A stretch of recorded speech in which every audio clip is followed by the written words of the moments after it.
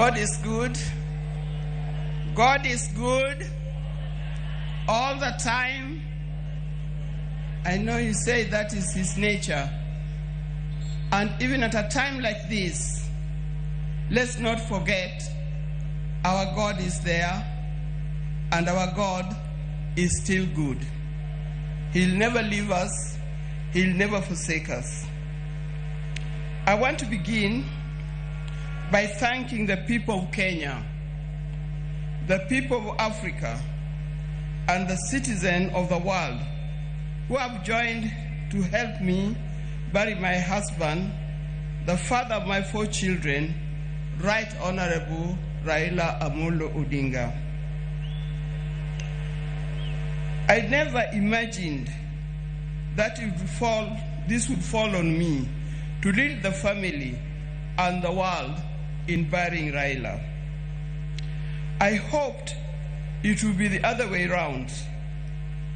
With pain, without lamentation, I accept the will of God. I want to thank the President of the Republic of Kenya, His Excellency, Dr. William Samoei Ruto, and the government for going out to accord my husband, our father, Right Honorable Raila Odinga, such a dignified send-off. Indeed, in this part of the world, we've never seen something like this.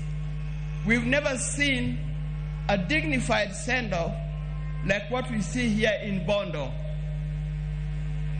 Mr. President, thank you very much for according Raila this kind of send-off.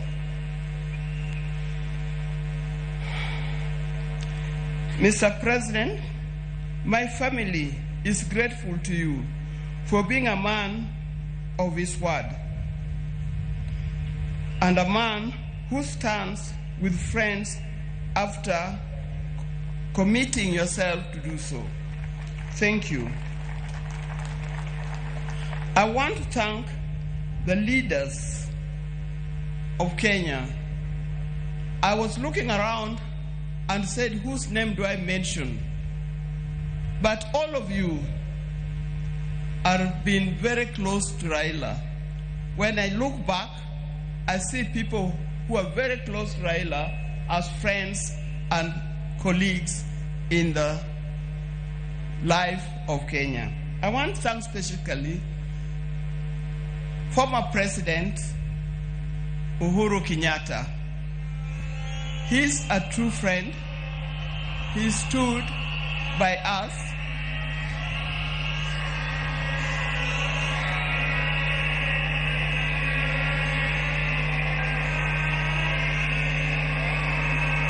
Yes, thank you. I want to thank once again of leaders from Kenya and across the world who have taken their time to mourn with us and to mourn with the family. And for this kind thought, you have spared your time to be here today. I know there are many, many leaders from other parts of Africa. His best friend, Papa Olusegun Obasanjo. Thank you very much for being here. Thank you very much. He comes from Nigeria, for those of you who don't remember. And if you remember, after Ramogi's death, he was here and opened the museum. I also want to thank Her Excellency, Mrs. Morgan Shangarai from Zimbabwe. Thank you very much for being with us. I know there are many others, and I'm going to write special letter to all others when the time comes, because I'm not able to mention them by word. Your words, your letters, your social media posts has gone a long way in lessening our pain and lifting our spirits. Thank you very much for that. Raila has been my husband for the last 52 years.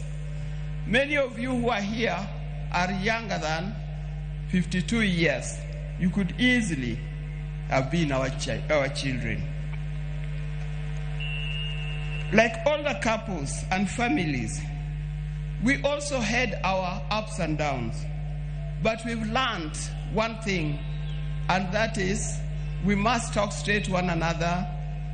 We must forgive and move on.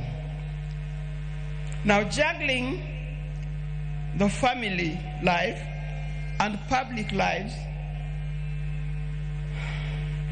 exert extreme pressure and demands on us from time to time. I know most of the time we used to say Raila is more of public life, political life, than he is for family life. But every time he came, he gave us what we deserved. I remember he attends to each one of us individually according to our needs. And that is not only his children and grandchildren, but also to his brothers and sisters. When Oburu was here, he didn't emphasize. But I think the next person, after loving me, the other person that he loves, leave alone his children, is Dr. Oburu. Raila would not do anything without consulting with Dr. Oburu. And if you wanted to know more, and you wanted to get to know what he's going to do, if you are clever, you talk to Dr. Oburu first to talk to him, so that he softened the way for you to talk to him.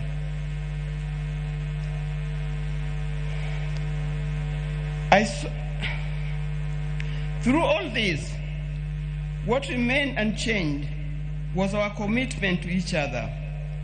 On our belief that he had seen through and vows, and we made each other at the start. It worked for us. It was through the tumultuous years of detention, years of exile, and decades of commitment to the people of Kenya and the people of Africa. The detention years and years in this exile tested our family in a way only the family can appreciate. It was not easy. But all the time, when he was away, either in detention or in exile, I knew he would always come back. This time,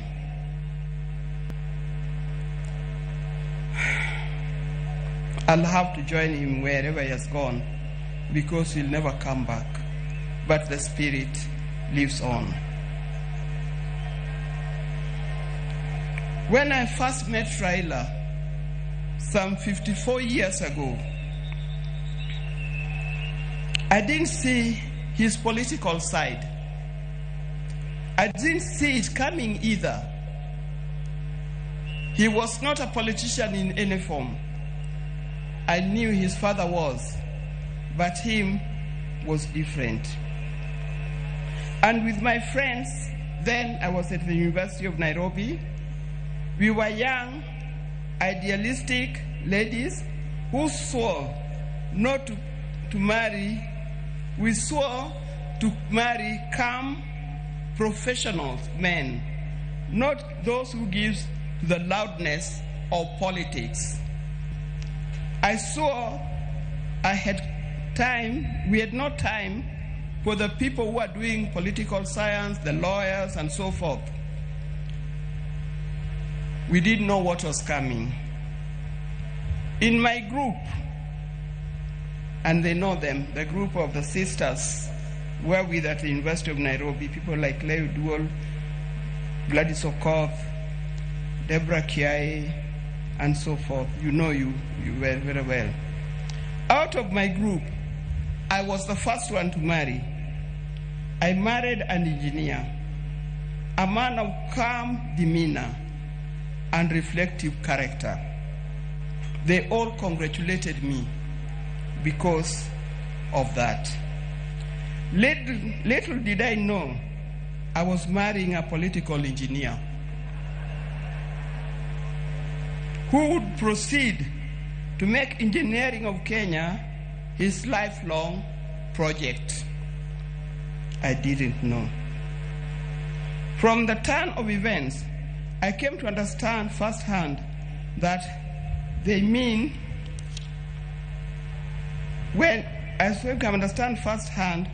the meaning of still waters runs deep.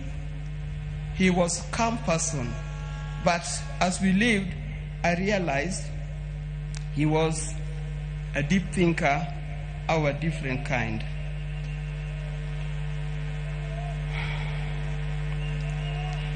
From this turn of events, I come to understand firsthand that Raila was not just an ordinary engineer, but a political engineer. I evolved, adapted, and handled challenges that came my way, courtesy of being Raila Odinga's wife. And those challenges were many. I know if you are to ask the spouses of these politicians down here, they'll tell you the challenges are many and not easy to cope with. I learned that if you're a spouse or political politician, inherit his friends, but don't inherit his enemies. Why do I say this? Because you'll be standing there, you'll be sitting there at home, thinking so-and-so is an enemy of my husband, because he belongs to a different political party or he comes from a different area. I tell you, you will be wrong. Don't inherit in his enemies, because tomorrow you'll find that those people that you thought were his enemies are his best friends, and you'll be left out. Be careful when you are handling his friends. Inherit his friends, but his enemies, let him deal with them the way he made them.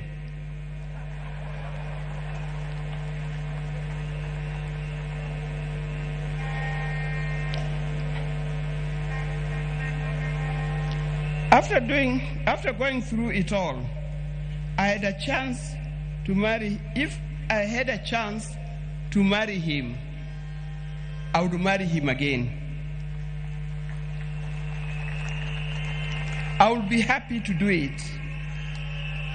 But this time, I would marry him knowing I'm marrying a politician, not just an engineer only.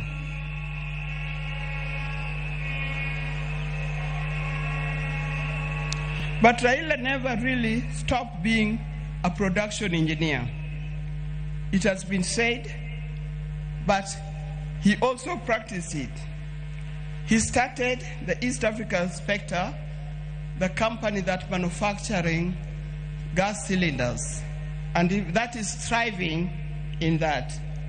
Those who are working for East Africa Spectre, please try to keep up his legacy of making it a real big industry that Raila intended it to be. Raila was always disturbed by the fact that Kenya was not moving as fast as he expected. At the turn of independence, Kenya was at par with countries like South Korea, with countries like Thailand. I think we're even ahead of many other large countries. But these countries have moved very fast. They've moved very fast to be first world countries. Kenya, we are still dragging a little. This thing can be changed.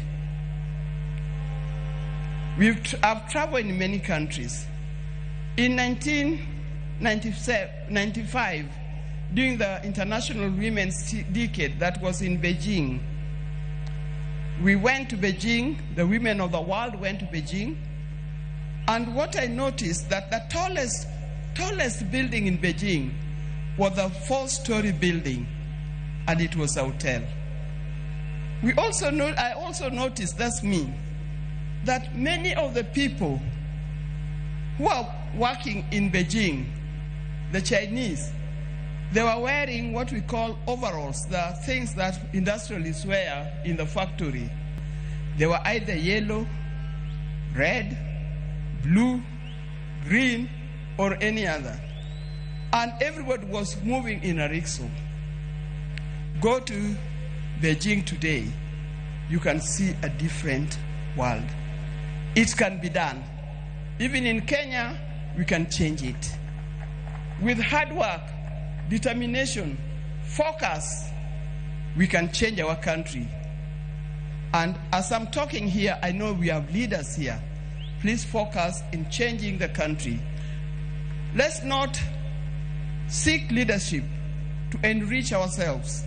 Let's not seek leadership to acquire wealth for ourselves, but acquire wealth for Kenya and acquire wealth for our generation to come.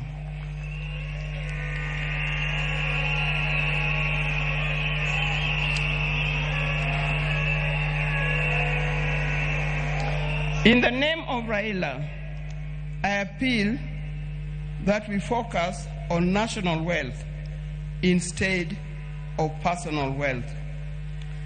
I appeal that we work on quality education, education that will lead us to be people that God made us to be. I appeal that we have our nation in order, correct our health institutions so that it gives us the kind of life that we need to live. There are many others. Dear Kenyans, today I surrender Raila to friends, family, and patriots who went ahead of him. I surrender Raila to eternity, and I surrender Raila to all the ages. I know he's comfortable where he is. I know he deserves to be in the company where he is. And I pray that when my time comes, I'll join him there in heaven realms. Fare thee well, my dear husband. Fare thee, Jane, father of our children. Fare you well, the friends of many. If you were to start again, I would be there with you. Thank you, and may God bless you all for being here.